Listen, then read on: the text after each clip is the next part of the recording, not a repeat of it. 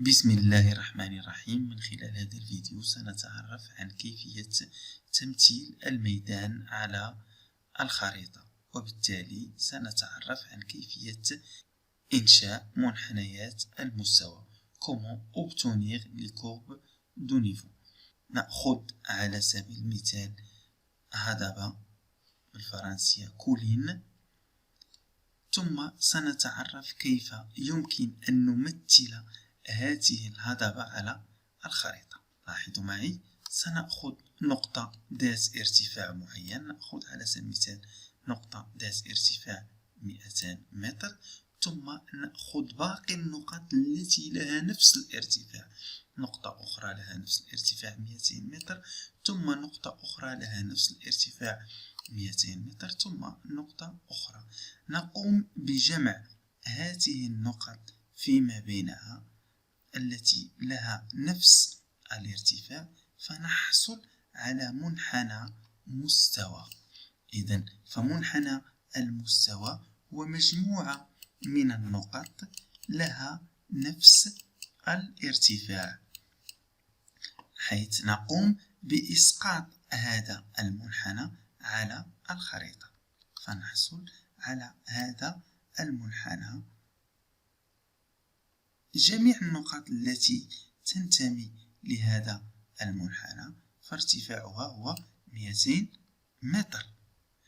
ثم نأخذ نقطة أخرى ذات ارتفاع أعلى، على سبيل المثال 300 متر، ثم نأخذ باقي النقط التي لها نفس الارتفاع 300 وهكذا. بعد ذلك نجمع هذه النقط فيما بينها التي لها نفس الارتفاع بواسطة منحنى، فنطلق عليه اسم منحنى مستوى.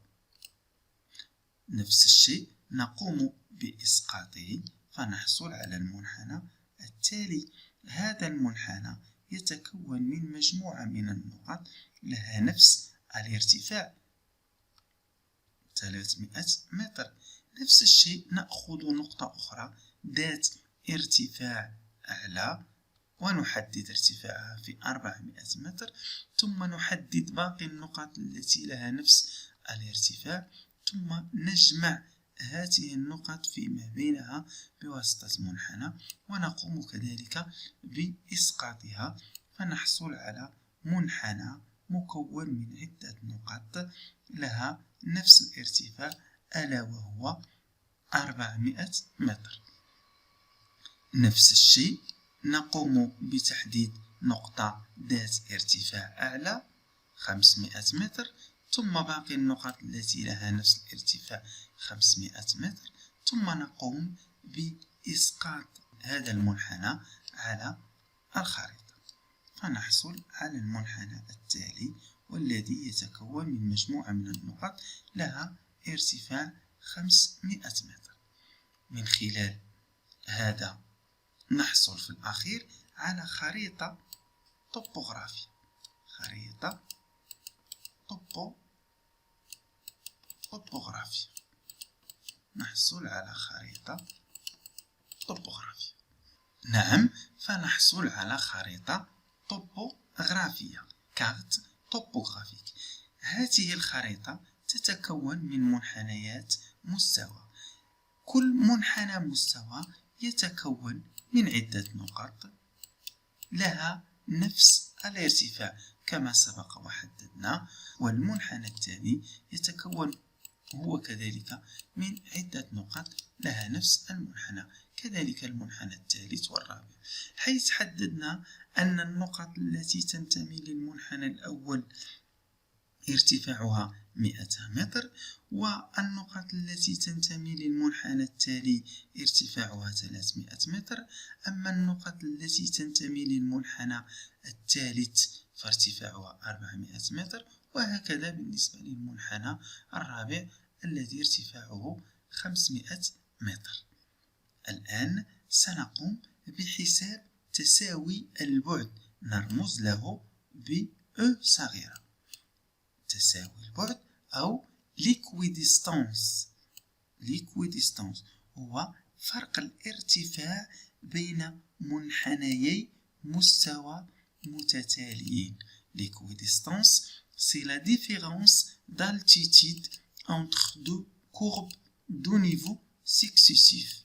إذا نأخذ منحنى مستوى، إذا هذه هي l'équidistance أو تساوي البعد. كما يمكن أن نأخذ تساوي البعد أو l'équidistance، هذا الفرق أو هذا الفرق، يمكن أن تأخذوا أي فارق أردتم. إذا نحسب E تتساوي على سبيل المثال 300 ناقص 200 متر تساوي 100 متر. إذا تساوي البعد يساوي 100 متر. نحسبه مرة أخرى.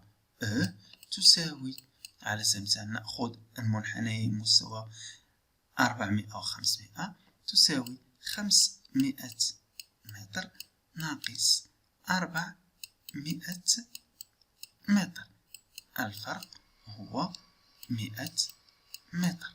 إذا لحساب تساوي البعد أو l'équidistance نقوم بفرق الارتفاع بين منحنيي مستوى متتاليين. الوحدة ديالو دائما هي المتر. نأخذ مثال حيث نأخذ الخريطة التالية. لحساب l'équidistance أو تساوي البعد E صغيرة تساوي، نأخذ منحنيي مستوى متتاليين. خذوا جوج ديال المنحنيات متتاليين اللي بغيتو. إذا نأخذ 190 ناقص 180 تساوي 10. قلنا دائما الوحدة هي المتر. أو نأخذ على سبيل المثال تساوي البعد نحسبو حنا هنايا. إذا E تساوي 220 ناقص 210 تساوي 10.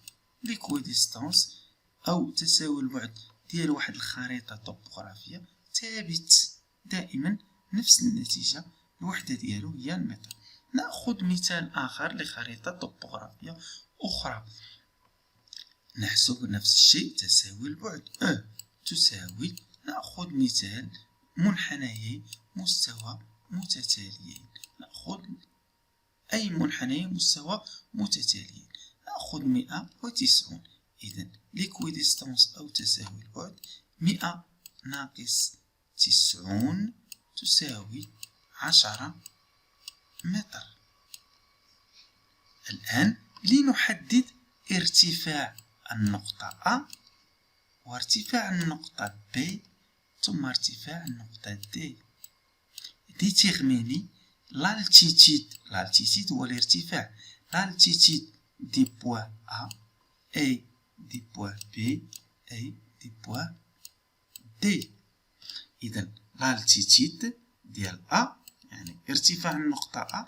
لاحظوا معي النقطة A تنتمي إلى منحنى المستوى الذي الارتفاع ديالو 60، ونحن قلنا بأن منحنى المستوى هو مجموعة من النقط لها نفس الارتفاع، والنقطة A تنتمي لهذا المنحنى، بالتالي فارتفاع النقطة A هو 60 متر. نأخذ النقطة B. ارتفاع النقطة B l'altitude du point B.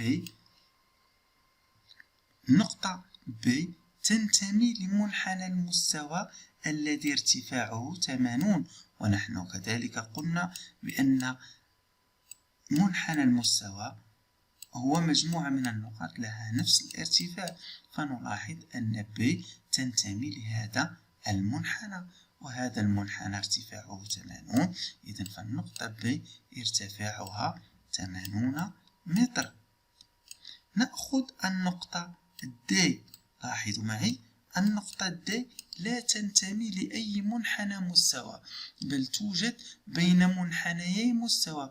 توجد بين منحنى المستوى هذا الذي ارتفاعه، لاحظوا معي سنبحث عن الارتفاع ديالو اللي هو 100، ثم توجد بين المنحنى المستوى الآخر الذي ارتفاعه سنبحث عن ارتفاع ديالو اللي هو 90.